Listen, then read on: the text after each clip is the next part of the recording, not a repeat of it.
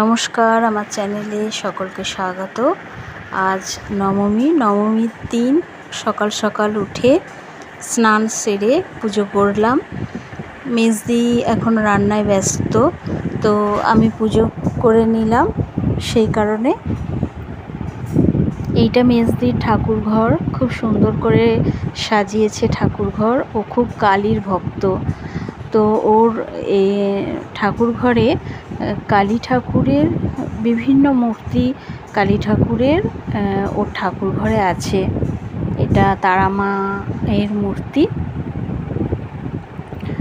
আমার মায়ের ছবি।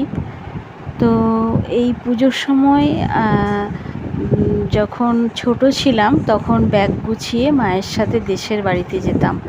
আমাদের নিজেদের দুর্গা পুজো হতো, মানে আমাদের রায় ফ্যামিলির দুর্গা পুজো এখনও হয়। তো তখন এত আনন্দ করতাম, মজা করতাম। পুজোর দিনগুলো অন্য কোথাও যেতাম না, শুধু দেশের বাড়িতে যেতাম। এটা মায়ের গুরুদেবের ছবি, বাবা মার। তো ওখানে সারাদিন শুধু বন্ধুদের সাথে গল্প করে পুজো মণ্ডপেই কাটিয়ে দিতাম, মানে শুধু খাওয়ার সময় একবার করে ঘরে যেতাম।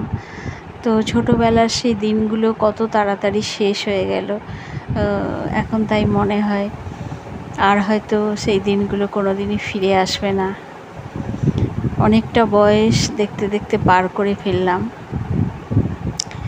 সকালে এক পশলা বৃষ্টিও হয়ে গেল। মেজদির বাড়ির ব্যালকনি থেকে বৃষ্টি দেখতে খুব ভালো লাগছিল।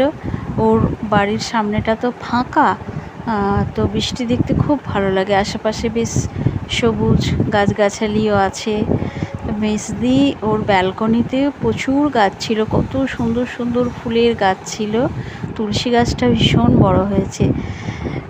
প্রচুর গাছ ছিল, কিন্তু একদিন হঠাৎ সকালে দেখে গাছের মধ্যে একটা লাউডগা সাপ। চারতলার উপর কী করে সাপ উঠেছে, এটাই মানে সবার কাছে অবাক ব্যাপার। তাই জন্য ভয়ে গাছগুলো নিচে নামিয়ে দিয়েছে কিছু, আর কিছু ওর কলিগদের দিয়ে দিয়েছে।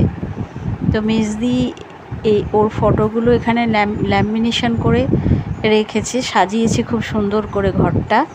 খুব ভালো লাগছে দেখতে, এই প্ল্যানিংটা ওর খুব সুন্দর হয়েছে। নিজের ফটোগুলো খুব সুন্দর করে সাজিয়েছে। এটা জানলাতে কিছু গাছ আছে এখনও। এরকম ওর রুমের, মানে প্রত্যেকটা রুমের জানলাতেই গাছ ছিল প্রচুর, আর ব্যালকনিতে তো ছিল খুব সুন্দর সুন্দর ফুলের গাছ। তো ভয়ে দিয়ে দিয়েছে। মেজদি এখন রান্না করছে মন দিয়ে। রান্না করার সময় মেজদিকে কিছু কথা বলা যাবে না, কারণ রেগে যায় রান্না করার সময় কেউ যদি কথা বলে। সবাই ভালো থাকবেন, সুস্থ থাকবেন।